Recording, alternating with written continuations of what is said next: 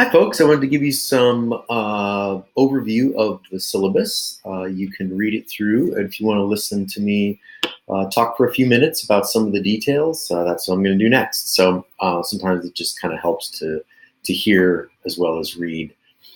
So as you see on the syllabus, the basic information is at the top. My contact information. The easiest way we need to communicate, the easiest way we should communicate is through Moodle. There's a messaging system there. So if we kind of stay there, that's good. Email works as well. So the only thing is I have, sometimes I'm teaching other classes or doing other things. So I'll respond by the end of the day or the evening. If it's something later in the day, depends on what's going on. So that's the easiest way to do that. I will also have Zoom office hours. Zoom is a video conferencing software app, and you can get it on your phone. You can get it on your computer. All you got to do is click on this link, and it will take you to my Zoom meeting room. I'll be there during these times, Thursdays from 10 to Thursday the 21st, 10, 11:30, and then the rest of the days down there. The rest of the syllabus you can read at the top, course description, the goals. Essentially, I think the important point is that this is an education psychology course that really focuses on how students' minds work, how our emotional systems work, and how that can really impact teaching and how that can help us be a better teacher. The structure of the course is it's an online course. And as I said earlier, the different modules that are in the course, that's how it's organized. But specifically what it really means is that as an online course that there's a responsibility for all of us to, communicate well and to do a lot more individual work in terms of self-guiding work. So I think the shift in online learning and the shift in learning in general, as we're in the middle of all this change, has been that it's less likely someone's going to stand up in front of a room and just talk to you. You're going to be doing activities, projects, things, whether they're online or not, interacting with each other in different ways. And, we're all trying to figure out how to do it the most effective way. I try to think about doing my work in these classes when I think about designing them in ways that, abides by what's good learning. So I'm trying to figure that out a little bit and work on developing a structure. One of my goals and one of my things I really try to do and want to do in these courses is to try to be organized and create some simple habits to not get too disconnected or too diffuse, because I know you have other classes going on and other things happening. So I try to kind of be clear, consistent, and to the point. It works really well if we communicate again, so if you have any questions about anything, feel free to ask, feel free to drop into my Zoom meetings, and I will answer your questions and help you make some understandings. Like I said here in the course description, what we're doing is connecting, elaborating, organizing information. That's really how we work and how we learn. We'll learn about that in the class. There's only one required book itself, which is why Don't Students Like School? A cognitive scientist answers questions about how the mind works and what it means. And it's one of my favorite books I've read. I've been using it for this course for a bit.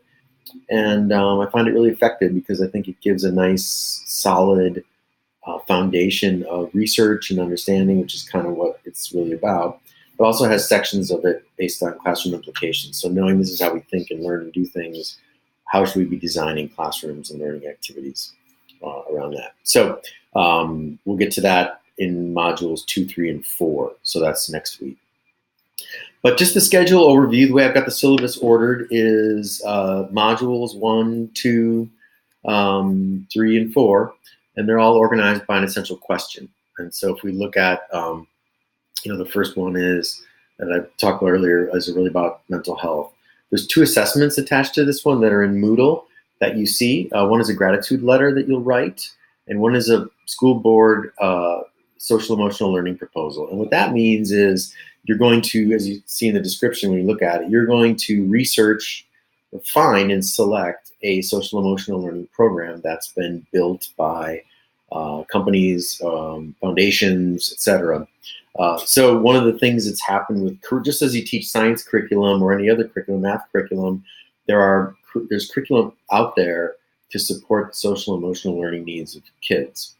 And there's an organization that really sponsors and runs a lot of that. They're a great nonprofit, and I'll point you to that in a minute. When I do the screencast for the second assessment, that particular assessment, I will point you to those people and give you some resources there. So basically, you're going to research a program that you like and write about it as though you're a teacher who's been asked to give a proposal to a school board recommending a program.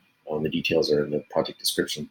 Module 2 is on, we jump into the Why Students Don't Like School book. And that question is, how do curiosity and memory impact learning and the implications for the classroom? So that's what he works through in those particular chapters. And then there'll be an assessment related to that helps you build your background knowledge and understandings. And Module 3 works through the continuation in the middle of that book.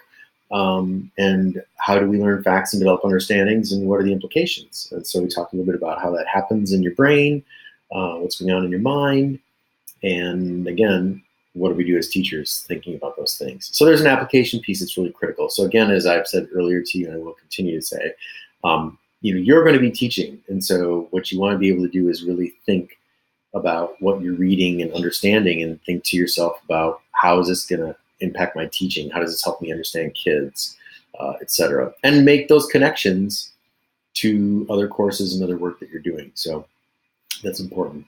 And last module, how do we learn differently? What are the implications for the classroom? So even though we have most of what our mind does is very common across cultures, across everything. But what we also have to understand too is that we all are different. That's all we are. We know we're different. We're not all the same. So how are students different? How do they learn differently? How can we support that? How can we understand that more deeply? And how can I help how can those understandings help me be a better teacher? And there's an assessment attached to that. There's also a final analysis due on the 16th, which is going to be just a short project that tries to bring some of this all together and make some connections and some reflections. Okay, so that's the overview of the schedule.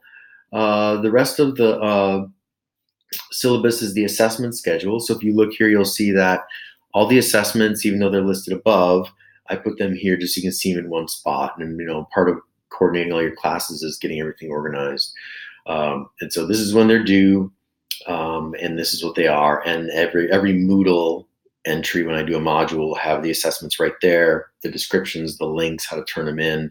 It's all up on Moodle, but this is just for your calendars, so you know. Each particular project that I put forward has a set of criteria that I'd like you to meet. And so it describes what I'm looking for. So for the school board proposal, it says, in the introduction, do this, and the body, do this, and the conclusion, this is what I'm looking for. And then when I look at it, I'll give you feedback on it.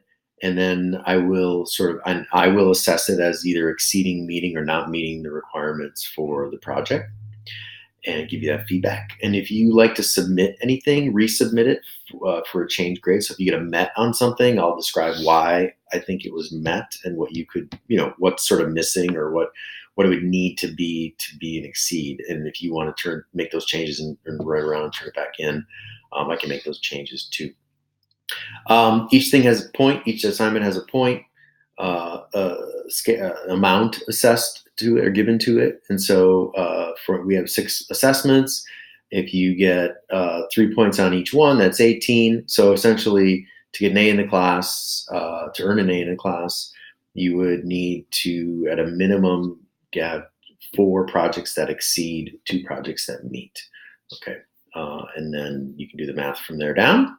And the rest of the syllabus are university policies related to special needs, students with disabilities, incompletes, work environments, safe environment policy, academic integrity. So please read those. They're in your handbook as well.